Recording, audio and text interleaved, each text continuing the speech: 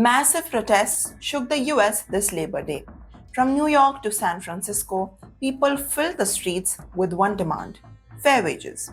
And the target, Donald Trump. But what really happened? Let me break it down for you. Well, on the Labor Day, rallies erupted Chicago, New York, Washington, D.C., and San Francisco, Seattle, and more states. The demand was clear: a living wage. Right now, the federal minimum wage is $7 an hour, and it hasn't been changed over a decade. One group leading the charge was the One Fair Wage. The highlighted how service of the workers of the restaurant staff, tipped workers, and gig workers are struggling to survive in the US. But this wasn't about the paychecks. Protesters gathered in the New York outside Trump Tower, chants of "Trump must go" and "lock him up." And this filled the air because Trump hasn't lived their expectations. In Chicago, the crowd rallied the Trump Tower. Signs led to "No National Guard" and "End of the Racist Regime." Evanston's Mayor Daniel Biss took to the stage, "We are here because our democracy is under the attack." The protests spread wider. In Washington, D.C., signs demanded "Stop the ICE invasion" and "Free the DC." Immigration crackdowns, billionaire power, and even foreign policies, that everything was on the table. And then, the drama in Chicago.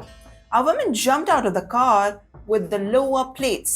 She shouted, "Long live Donald Trump," over and over. The crowd roared back in the counter chants. For a few minutes, it felt explosive. She felt it was a clash show how deeply divided America was. Right now, and on the West Coast, the protest took the aim on the billionaires.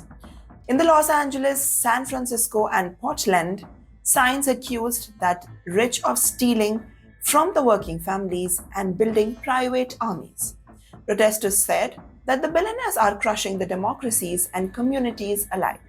And talk about Oregon.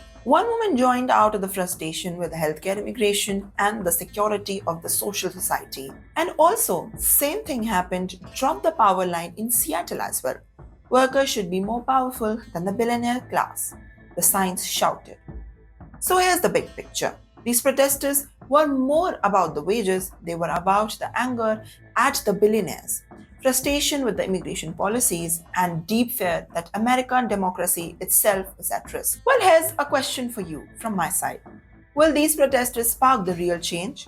Or will the workers' voice will be drowned out by the powerful elites? What do you think? Should the US raise the minimum wage? Or it is the time to really fight for the democracy of on the paychecks? Drop your thoughts in the comment section below. And if you like such breakdowns, make sure to subscribe to World On. Thanks for watching.